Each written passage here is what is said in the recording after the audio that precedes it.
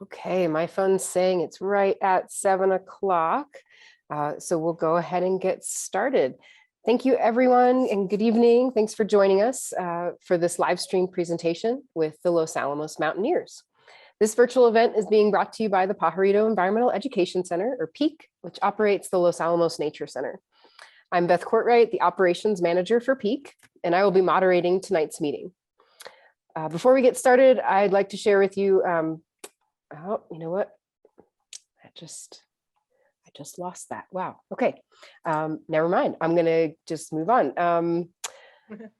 Okay, I'm going to go ahead and pass it over to Sylvie to start the Mountaineers meeting. Thank you. Welcome, everybody. My name is Sylvie Adam. I am this year's Los Alamos Mountaineers membership chair. So as such, if you've renewed your membership with the Mountaineers, thank you. If you haven't yet, you'll get an email reminder from me. And I'll keep it short today. My item for the Mountaineers members is a vote, a final vote on the 2022 edits to our bylaws. And Beth will facilitate this vote in just a second. Here it is. Vote for your option, yes, no, abstain.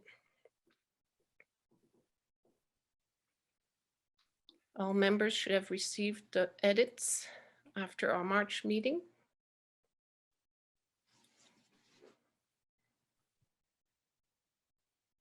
All right, our votes are coming in. So this says it ended already. Okay. Uh-oh, did somebody else end the poll again? Oh no. Okay, I can relaunch the poll if there's anybody that didn't get to vote. So Sylvie, if you want to just jot down those the numbers that came up so far. I have those. Okay. Yeah, I don't know if it accepted a vote. I couldn't figure out how to vote myself as a host. I did not try, so I wouldn't mess it up. No. I'm not sure. Let's see. You know what? I might have to take away your co-host ability if you'd like to vote. Or yeah. Do you want me to go ahead and do that and see if that changes it for you, Bill? Well, we could just, and about Sylvie, did you get a vote in or? No, not yet. So we could add our votes manually.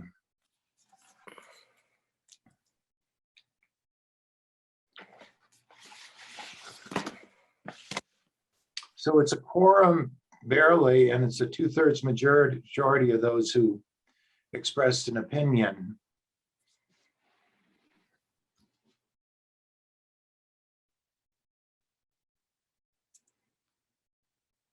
And then we'll have R2, Bill. Yeah. Okay. So I think we as a board can take this and decide whether to accept this as formally meeting the requirements or hope to get more substantial participation at a subsequent meeting. All right. Do you have those numbers, Sylvia? I can end the poll. I have the numbers. And we'll share the results just for a second. I think we saw those. Okay. Thank you for voting.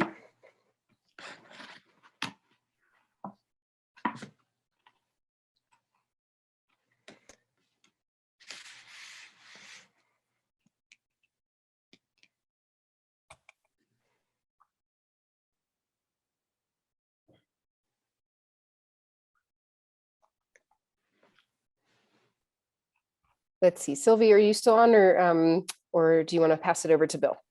So yeah, I'll say thank you for the vote. We'll take it to the board and my intro is completed and I'll pass it on to Bill for trip reports. Okay, so we want to share some stories of trips that Mountaineers did together as Mountaineers and that some of the Mountaineers did individually. So we have a few slides to tell some of these stories, and people have been to exciting and beautiful places. So let's next slide, please, Beth. So Cecile Jemez, I think, gets the prize for the farthest adventure this time. In mid-March, she went on the Inca Trail to Machu Picchu. And that is a view of the high Andes. Next slide, please. There she is at the beginning of the trail. And it looks exactly like it looks in the tourist books, just a spectacular example of ruins from a civilization that came before us. Are these slides auto-advancing, Beth, or are you moving me along? Sorry about that, Bill. Okay, I can go back. Okay, next slide, please. So closer to home, Jean Dewart led a Mountaineers trip. Frijoles Canyon Rim Loop Hike, one of our classics. A few pictures from that. Next slide. And there's the participants, all 5 of them. Ambitious folks doing a 13-mile loop. Next slide, please. A little bit of private trips here. Here's friends and Chris and me, actually, up above that pueblo just before Pewaukee in the highlands between the highway and the rise into the Jemez Mountains. There we are. Next slide, please. And Evan Rose did a rather ambitious Mountaineers trip up Cabazon Peak, which is, the most famous of the volcanic plugs that he talked about at a recent meeting. So that was our route, and basically kind of straight up. We have a few pictures of that. Next slide, please. One crux of the trip is getting up this steep gully, rope to assist some of the participants to get up that as you rise above the skirts of the volcanic plug. Next slide, please. And our fearless leader on top, Evan Rose, with some of the other volcanic plugs of the region visible in the background. Next slide, please. Here we all made it back at the parking lot, 10 of us. A semi-technical and gorgeous adventure, really top of the world to make it up there. Next slide, please. A little bit more private hiking by France and Chris and friend. Santa Fe Classics, Pikachu and Atalaya. Next slide, please. And then the same couple, a little bit farther from home, hiking around Ireland in country rather greener than we're used to, and offering better beer and better fish and chips. Next slide, please. So we encourage folks to pick up trash. We were trying to institute a formal prize for that, as we did a couple of years ago. And Jean Dewart and Sylvie did some serious cleaning of trash from the trails already, even before the beginning of any formal offer by the Mountaineers. Next slide, please. So I led a trip based in Blanding, Utah, where we stayed in town because it's kind of early season and cool at night. And we hiked 3-day hikes, each of them west of here. This one is a classic, is in Natural Bridges National Park, and there's a good fraction of our 9 participants shown in this picture. Next slide, please. So there's a classic hike in Natural Bridges National Monument where you loop through all the arches, or they're not, it's a bridges loop, not an arches loop. Important difference, a bridge and an arch. This is the loop where you see all of them. This is the most spectacular one at the end, called something like Ohuachocho, and much of our party here. Next slide, please. And our participation. One more of the bridges is seen from below. Next slide, please. And at the end of our big day of hiking. Next slide, please. We did other hikes. The last day hiking was a region that really wasn't in the books. It's hiking south of the highway into the upper reaches of Fish Creek, where there's a spectacularly deep canyon, maybe 500 feet deep, that you just don't hear about. Like, we just saw it on the map as a wilderness area, and off we went to take a look at it, and this is what we saw. Next slide, please. Hiking above the canyons. Next slide, please. Paul and Ron Morgan in the Oregon Mountains, summiting the Oregon Needle. There's Paul on the tippy top. Next slide, please. And that tippy top seen from a saddle a little bit below. Next slide, please. And just this last weekend, Mountaineers helped on an Eagle Scout trail maintenance project on the Mitchell Trail, which was itself named after an Eagle Scout from generations past, working away to beef up the trail, put some edges on it, etc. Next slide, please. Hard at work, a lot of work to be done. Next slide, please. So thanks to those Mountaineers who took part in it and left the trail a little bit better. So next slide, please. And that may be, so that's what folks have done. There are trips happening all the time. A lot of the day trips show up on the calendar at relatively short notice. That's a reason to be a Mountaineer member, because you get the emails. More substantial trips on the horizon. Our big llama trip mid next month had 2 spaces open at somewhat last minute. Love to talk to folks who might want to join us. These are, one of the highlights of my year every year is these explorers into the canyon country.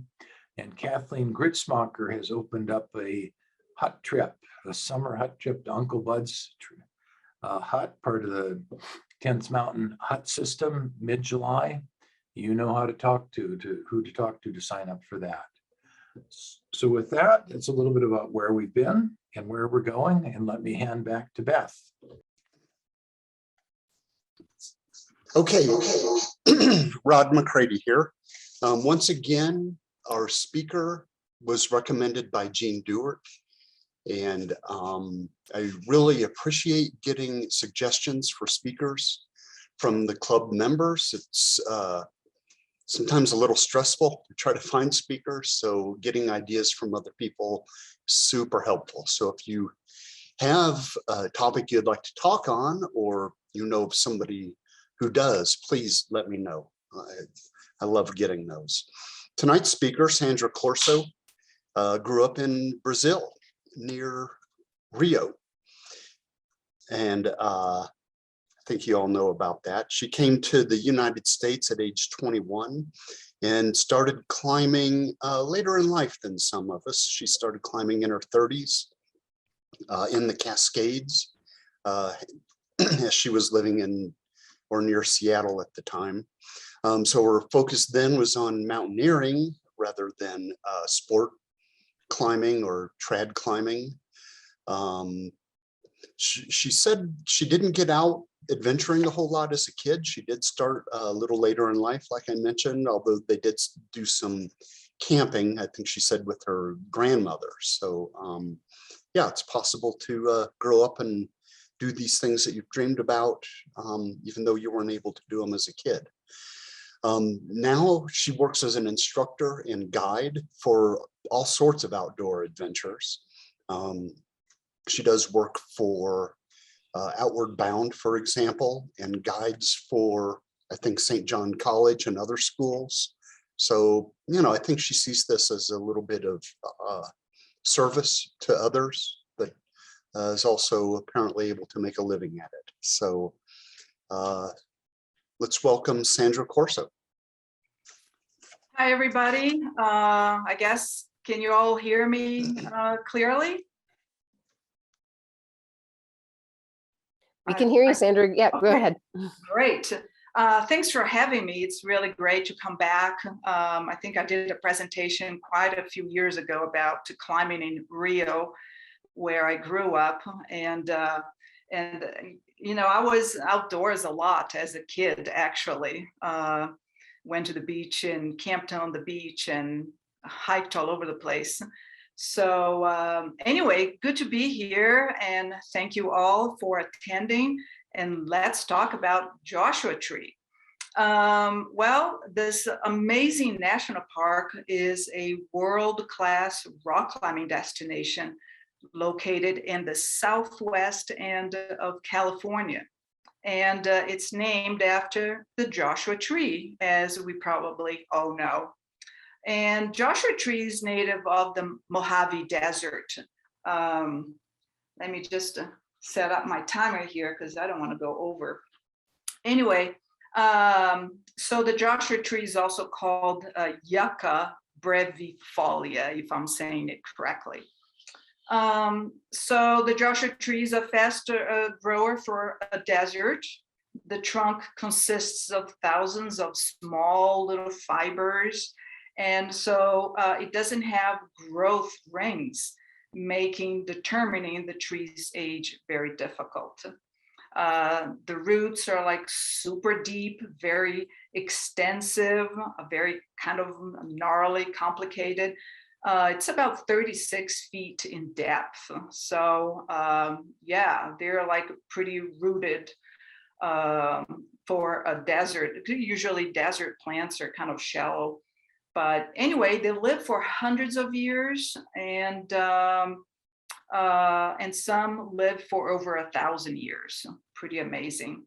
So Joshua Tree was became a national monument in 1936, and then became a national park in 1994.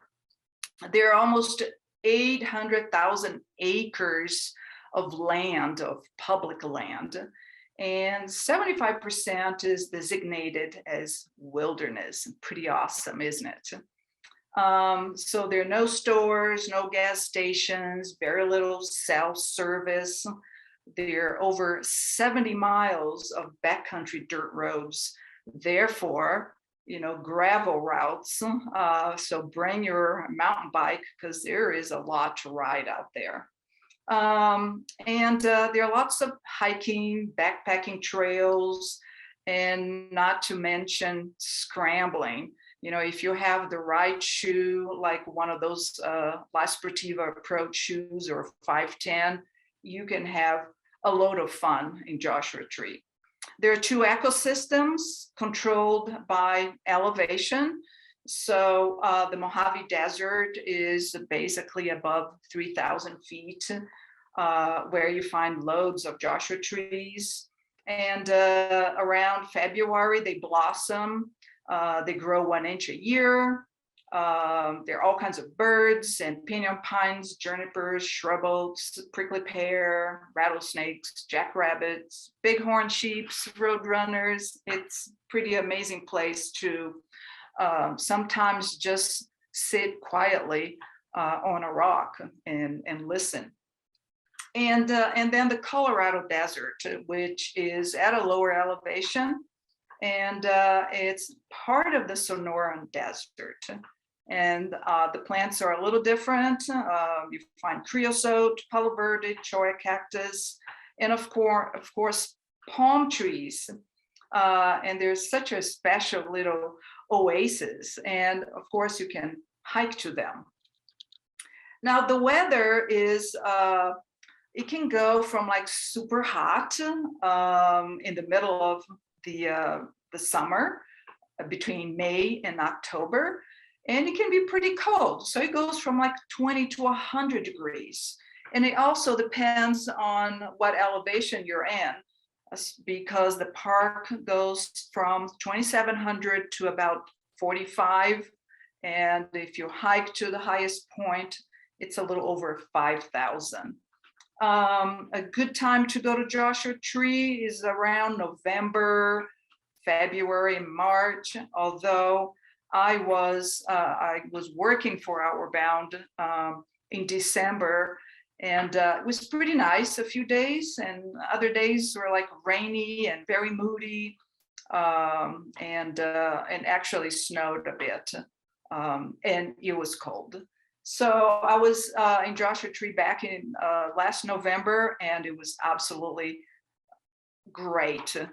A little hot, actually, like at around 2-3 o'clock, but not bad at all. Let's talk a little bit about geology. Very exotic, as you all know, and it's a winter practice area for Yosemite Valley and Sierra Nevada climbers. And back in the 60s, those places were too cold. It's like, hey, we need you to keep climbing. Let's go south. And guess what? They went to Joshua Tree and developed so many routes. because there are over 400 rock formations, and therefore nowadays they have about 8,000 climbing routes. Pretty amazing. There are lots of boulder problems, and rocks are dome-like, surrounded by flat, sandy washes and open plains, just like what you're looking at. And all those clumps, or most of them, they have a name and they have lots of routes and or bouldering routes. The rock is pretty rough, big crystals. They're basically called Monzo granite, which is basically quartz monzonite, which is a type of very rough granite. So at one point, this rock was a molten rock that raised to the surface and intruded in the local rock, which is pinto gneiss. So when this body of rock cooled, it crystallized and then eventually broke into cracks horizontally and vertically. So groundwater worked on the angular granite blocks, widening and rounding the edges. And so that's basically chemical weathering. And then, the typical weathering happened. So the surface soil eroded away, exposing heaps of rock formation in boulders. So that's why you see loads of cracks and rounded rocks and boulders all over the park, which is, well, let's see. Let's go back to the texture, actually. So the rock provides a lot of high friction, which is great for rock climbing and scrambling. But you do need to protect your feet and your hands, because when you go down to climb a rock for like 2-3 days, on the third day, you're like, wow, I'm really hurting and my skin is so thin. So ideally you want to have sturdy shoes, and I have some high tops La Sportiva shoes, and sometimes I use climbing gloves, and so that's pretty good to have. And take breaks. The rock is overall excellent quality. There are plates with handholds. There are chicken heads, as you can see here, lots of little plates, lots of handholds and footholds. There is like just plain face friction or undulated friction climbing, as you can see here, and cracks of all kinds, shallow, flared, deep, clean, dirty, but it's basically coarse rocks, minerals, I should say. And the thing about, it's important to get used to Joshua Tree, because sometimes the beginning of certain climbs are not protected, like right here. So the first piece of protection is way on top on that little crack that you see.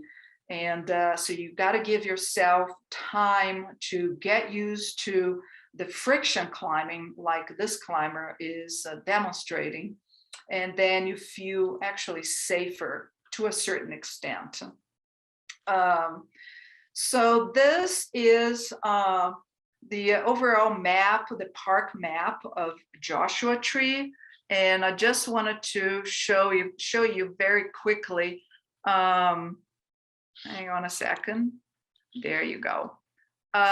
So the north end, there are two visitors entrances. It's the Joshua Tree Visitor and Oasis. And there are about 9 campgrounds in the entire park. One of them, which I like a lot, is Indian Cove, which is on the top. I don't know if everybody can see my little cursor, kind of in the middle, but on the top. Indian Cove is really great. You do have to make reservations way ahead of time, and it's kind of protected. It's lower elevation, and it's not very windy or cold. And the downside is that it's isolated from the rest of the park. So to go back in the park, you have to go out to either right or left on Route 62 and enter the park again. So if you enter the park, you go to Bell, White Tank, Jumbo Rocks, Sheep Pass, and Ryan. This area is the highest in the park. Ryan Mountain, absolutely stunning place. You can hike to the very, very tip top, which is a little over 5,400 feet. And the rock itself has a fantastic multi-pitch, actually not one, but a few multi-pitch routes, which I'm going to show you later. And then Hidden Valley, which is where most rock climbers go to, because there are like hundreds of routes right there. And the south of the park, Cottonwood Visitor Center, you can enter from Route 10. So like I said, you need reservations ahead of time, and those campgrounds, they have either 62 to 100 sites, and some really special ones like near Ryan Mountain, there are only 6 spots. So the downside of being way up high with amazing views is that you're more exposed to weather. Cold, can be windy and snowy, but it can be like super adventurous if you like that. So let's talk about, I just wanted to mention that the Pinto culture people used to live in this area about 8,000 years ago, and they left lots of pottery, sherd, art, and shelters.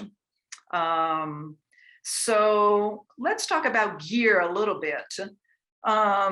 You definitely need either a 50 or a 70 meter rope. A 50 will do fine for some rock formations. So you just need to research what you're climbing and what is required. But camming devices are definitely a must. Sorry about that. So J-Tree is more like a traditional climbing area. So you definitely need gear. It's not all bolted. There's just a few routes that are bolted, and you don't know actually what's going on top of that route. Are there any boats up there? Can I set an anchor? Can I rappel?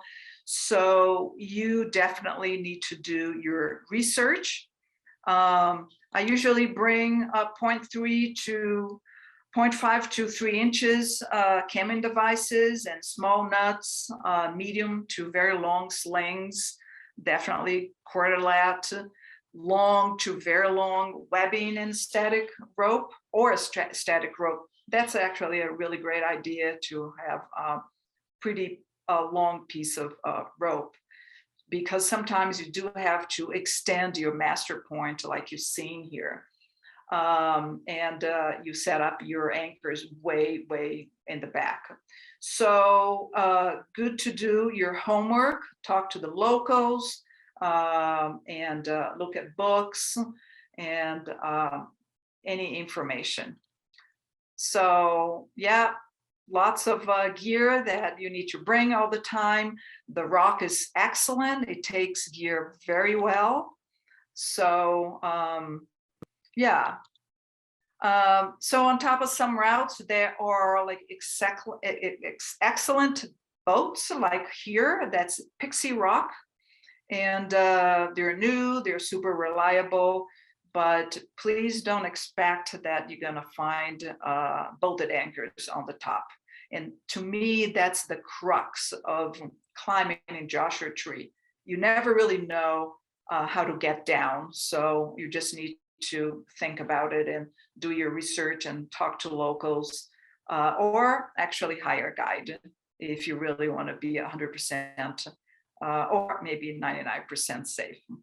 So this is Indian Cove, and that's where I usually organize my my trips. So I was there last November with about, I think, 9 folks. We had an absolutely great time. And Indian Cove, you can, from your tent or from your picnic table, having a cup of coffee, you can belay somebody. It's, again, it's a lower elevation. There is like a world of routes and rock formations, and you can bicycle, hike. It's pretty close to town, and it's just ideal for me. And so you warm up, sit on a place like this. This is a Pixie Rock. As you come in and at the campground, the first rock formation to the right is Pixie Rock. And so there are lots of 5.7 to 5.8 steep slabs with a few lower angle slabs. And on the book that I have printed in '92, they don't have this rock on the book at all. But I think you can find information about it on the Outdoor Project. So that's how you actually get on top of the rock. You have to scramble, and it takes a little route finding to get up there, so you don't make your life like more difficult or unsafe. And once you're up there, it's really not a big deal. You can see some crack systems, and there's some 5.6 tread routes or 5.7s. There's a little bit of a run out, but you can set up a couple of top ropes and you can climb that entire face. You can get used to the rock, and it's pretty ideal, very fun. Right across the way, you see this other formation called Billboard Buttress.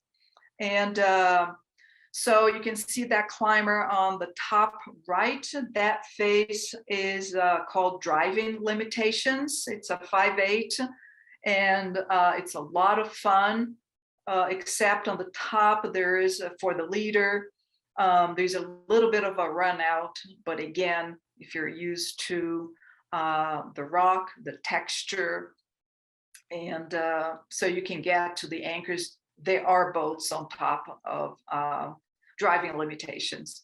To the far left, the picture doesn't show a lot of the cracks that you can find over there, but they're like 5.3s to 5.9s. And again, it's a great place to practice your crack climbing skills. One thing to keep in mind is when I read, oh, this is a 5.3, be cautious, because it's most likely a 5.6 and sometimes even a 5.8 or 5.9. So yeah, so I'm not sure. I keep asking myself, why do they do that? And I keep hearing the story that, oh, it's Yosemite climbers or folks that are so used to climbing, and they find that's how they rated it. So anyway, so be careful. That's the other side of that same rock. And that climber is just about finishing up Driving Limitations, which is a 5.8. So to the left side of Pixie Rock, you see Campfire Crag, the south side of it. So there's like another side, the north side, with amazing routes. But this side it's a lot of fun. This climb here is a picnic lunch. It's a 5.6, and you just go up this crack system, and then there's nothing to, you can't really protect. and 30 feet off the ground, you have to get on the arete and then go up a little bit more, and then you can clip. There's a bolt up there, and maybe actually one more, and then you get to a couple of anchors that are incredible, really bomber. But it can be a little intimidating, because basically you just getting on this arete, it's like, okay, here I go. So it really depends on how comfortable you feel climbing run out, but it's doable. So we had fun on that route, and once we set up the top ropes, we're able to climb the face on the left side, which was pretty blank, but it was great. It was a really nice practice. And some of us actually climbed it at night, so that was interesting, because you can really see the texture of the rock.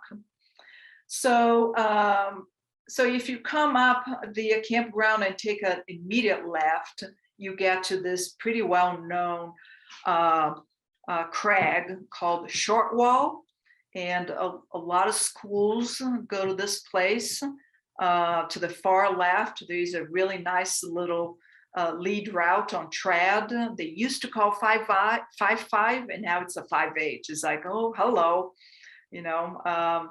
And all those other cracks, they're from 5.2 to 5.8. You can scramble the back of it. It's pretty nice to lead. I don't lead on any of those except the one that I mentioned that now is a 5.8. I feel comfortable with that, and those I still find them pretty challenging. The one on the middle right here, that's a toe jam. It's a 5.3, and to the right of it, it's SOB of 5.6. They're really awesome, but you work hard to climb those routes. You have to be there. And I don't know, I just keep going back, and I get sort of humiliated, but oh well, I still have fun. So behind that crag, there is Feel the Wall, with a world of cracks again. And you can scramble to the top right around here. It's kind of fun. And then you actually go across, and you can set up your top ropes if you wish. And again, you need long webbing, pieces of webbing, or a static rope. The center line here where you see a climber, that's Duchess 5.8. And so you can see this pillow here, and there are lots of fun cracks to the right and to the left. Let's see. So there it is, someone climbing the Duchess 5.6, and that is the Duchess right. That's a 5.7, and pretty interesting crack. You don't know if you're really jamming a little bit of your body or the whole arm, or it's just quite a nice puzzle and a workout. And you know, sometimes you just gotta laugh, because you can't get to the top, and you just keep sliding down and whatever.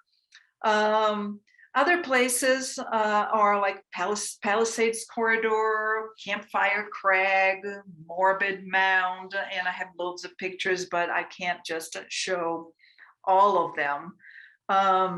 So this time, going to Joshua Tree, I felt like climbing a multi-pitch route. But since I haven't really climbed that much recently, for the first time in my life, actually, I hired a guide, and I invited a friend to come along. And it's like, yeah, let's go climb a multi-pitch, because a guide would know where to go, where to place the gear, and we could just have fun and follow. So we went to Lost Horse Wall. And that's kind of located on near Ryan Rock, kind of near Sheep Pass, which is the highest point in Joshua Tree. And that's south facing. So for the winter is perfect place to climb. And we climbed the Swift. And the Swift ends way up here at this very high point. And you scramble down and around to come back to where you left your stuff. And you pretty much go up quite a few different cracks. So it's a 5-7 route, about 350 feet long, 3 full pitches. There are lots of rope drag. And let's see, and there are loads of moderate routes to the right and left. So that was really cool. That is at the very base of the rock. So we finished our climb, we came down and those guys were going up. The rock takes a lot of gear. That's our guide. He's having such a great time. It's fun to see somebody enjoying his work or her work, but it's a he. So there you go. And you got to be like super organized, as most of you know, to climb a multi-pitch route. And the rock is so good that he is not wearing a climbing shoe, but an approach shoe. So that's pretty cool. That's on the very top. As you can see, you know, absolutely beautiful. And you get inspired to climb more and more as you climb a high point. So now we're looking at Ryan Mountain. So that's the highest point in the park, a little over 5,400 feet in elevation. And so these are called saddle rocks. So we climbed Right On. And Right On goes up a crack system right here next to this huge crack system. That's a harder route. So we start somewhere around here and go all the way up to this point, and then rappel behind this block and scramble down. So let's see. Right On is 5.5, but other guides actually call Right On, the route we climbed, they call it 5.8. So, it's very confusing, but I believe that it's definitely a 5.8 because I worked really hard to climb those cracks. And it's about 4 to 5 pitches. And it's the largest formation in Joshua Tree. Any climber will feel like climbing saddle rocks. And actually, driving back and forth years ago, I saw this big formation and it's like, I got to figure out what that is. I want to climb that thing. And finally, I did it last November. And so it's the longest continuous route in the park. It's an ultra classic route that tackles one of the biggest expanses of stone in Joshua Tree. I love how that sounds. So, and there's slabs, there's steep hand cracks, there are chimneys, there are jugs. The views from the top are incredible. There are 2 long rappels, like I said, and scrambling. So the approach is very easy. It's just like 15 minutes from the parking lot. And the beginning of the climb is a run out for like 50 to 60 feet. And it's kind of intimidating. The first piece of protection is way up above the guide, that little crack way up there. And it can be pretty windy. To the right side, there's a route called Walk on the Wild Side of 5/8, pretty nice. Here's another photo of that same rock, and we followed this crack system here, and then kind of moved in this huge crack and across this boulder to the top. So pretty amazing. And so here we're following one of the cracks and traversing to the right. It can be very steep, and it's exciting. And sometimes you just got to jam yourself in all kinds of ways to like a crack system or kind of a chimney system combination. But it's just thrilling. And once in a while, I had to work really hard. I felt like, oh my God, I don't want to get stuck here. But I just had to be patient and try to figure out a certain move to get off this, not the ground, but to this section. So that's John. He's the guy that climbed with me. And you can see, the smile in our faces that is like, wow, this is fantastic. The very top, you have some pretty big boats, easy to rappel. So that's really good piece of information. Couple of very long overhanging rappels, exciting, very doable, until you get to scramble down. That's the very top. And like I said, when you finish, you just feel like the sense of accomplishment. And you feel like, wow, I want to come back here. This is an amazing world of rock and scrambling and climbing, hiking, biking. Yeah. And once you're done with that day, just enjoying a sunset and all the birds and hearing the coyotes singing at night. When we were there, we had a full moon, and that was so beautiful. So I hope one of these days you go to Joshua Tree and enjoy that amazing national park. And I'm going to try to maybe organize a rock climbing trip either at the end of this year or early next year. So stay tuned. So that's the end of my presentation. I hope you enjoyed it, and I'm ready for questions if you have any. Thank you. Thank you so much, Sandra. That was wonderful. Yeah. Okay, there are questions coming in, and anyone can feel free to put their questions in the chat. I'll keep an eye on that, but I'll start down the list here if you're ready. Wow. Okay. Okay, so why is there such a disparity between the published and actual route difficulties? That's a good question. I don't know, but they call that, it's, oh, this is a sandbag. I don't like it. I don't find it safe. And for some reason, whoever created the route initially thought that a 5.3 is like, oh, this is really super easy. And for maybe a beginner, it feels more like a 5.8.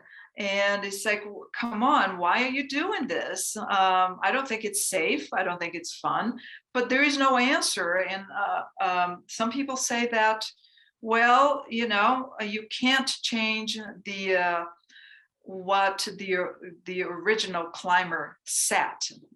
So then, it stays as is. Yeah, I don't like that. It happens all over the place. It happens in Brazil, and you just need to be cautious and be prepared to be humble and be safe. Okay, thank you. All right, what's your typical schedule on a trip to Joshua Tree? And this is referring to the abrasiveness and how you get your skin to hold up. Well, I think the best thing to do, in my opinion, is to climb for like 2-3 hours and then go do something else. Go for a walk, go for a bike ride. So climb half a day for 3 days. And if you have 5 days in there, you know, it's really nice to take rests, do some yoga. I would never climb a full day on the first and second day, because the third day you're going to feel exhausted and your skin will hurt, I promise you. So half a day, you know, every day is good. But if you're an avid climber and you have calluses, if your skin is like pretty thick, then I would probably climb a little bit more than just half a day. I bet more than one person was looking at that close-up photo you had of the crystals in the granite, and just thinking, ouch. Yeah. Okay.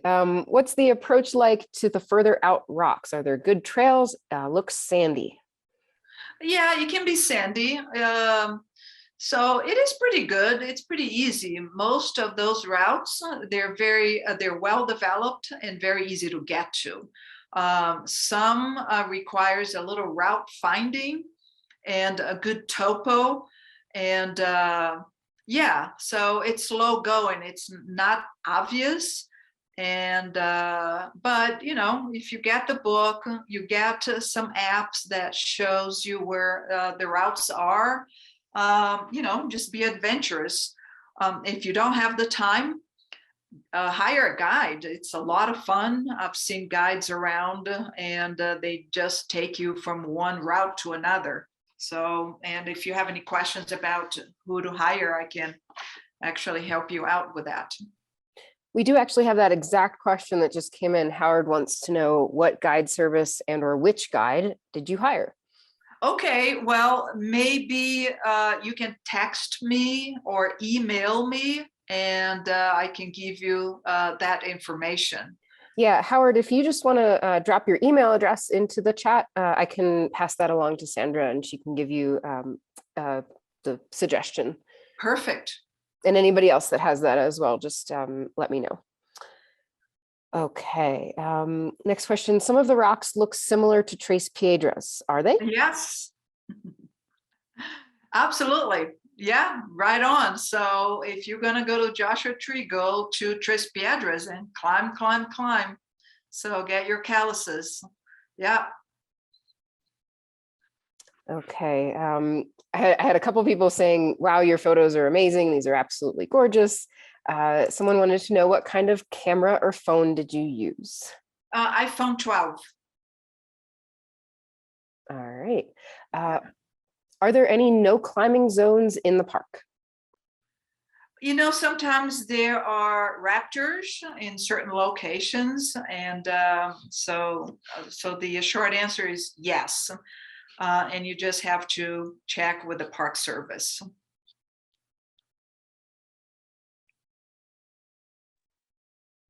Okay, let's see. Trying to keep up here. What have you found for climbing gloves? Do they have fingers? Well, you can make your own with climbing tape. And I know Black Diamond has come out with a really nice climbing glove with fingers. They don't protect your fingers, but they go around your fingers. And the only downside is it's white, but it'll get dirty soon, you know, fast. But they're really good. I tried a pair and it was pretty awesome. Okay.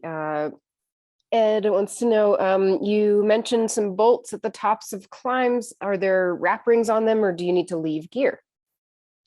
They are wrap rings, and but you're not going to find bolts on top of every climb. So you definitely need to do your homework and talk to the locals, get books, get all kinds of information, because you can get stuck up there. It's sometimes the scrambling is not easy and it's very exposed.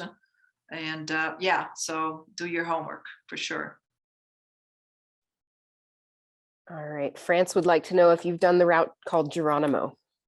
Oh, no, not yet. It's on my tick list. On the list next time. Yeah. Okay, Rod. Let's see. Are there some hikes in the rocks for those not interested in climbing? There are loads of hikes. They're backpacking routes, actually. And you can just roam around. Like in Indian Cove, you can just walk around. So you should go to the park information page and look at those maps. There are lots of things to do. So yeah, the short answer is yes, for sure. Okay, one question about weather. You mentioned some winter weather, I think earlier. Do you have a time preference of the time of year to go? I think November is a good time, and February, March, and April. So, and now it's hard to pinpoint because the weather is a little bit dramatic. So anything can happen at any time, basically. So you just need to be prepared and have a good tent. It can get super windy. It can get really burly out there, and make sure you have all the layers that you need to be well prepared for either super hot, wet weather or cold and windy or snowy. Like I said, I've worked there in December and January. And it was beautiful during the day sometimes, and sometimes it was like rainy, very dramatic, very windy and cold. So, but November, March, April, is pretty good generally. Okay, we got the timing. A couple questions about travel. Do you tend to fly from this area, or do you drive across? Well, I usually drive because I drive a truck and I sleep in the back, so I don't need to set up a tent. And my tent, which is the cap, is so rigid. I don't care if it's like super windy, if the weather is crazy, I'm all cozy in there.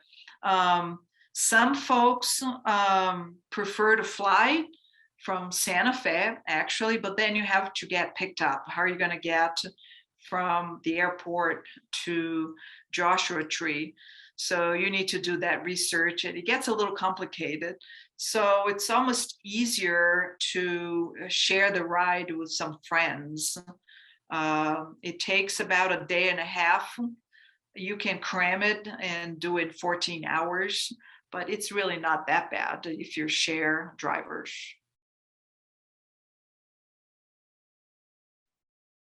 Okay, so I think that's it for questions. We have a couple people writing in just saying thank you so much, and they really enjoyed seeing your photos and Nice. and a very nice presentation. Thank you. And Thank you so much.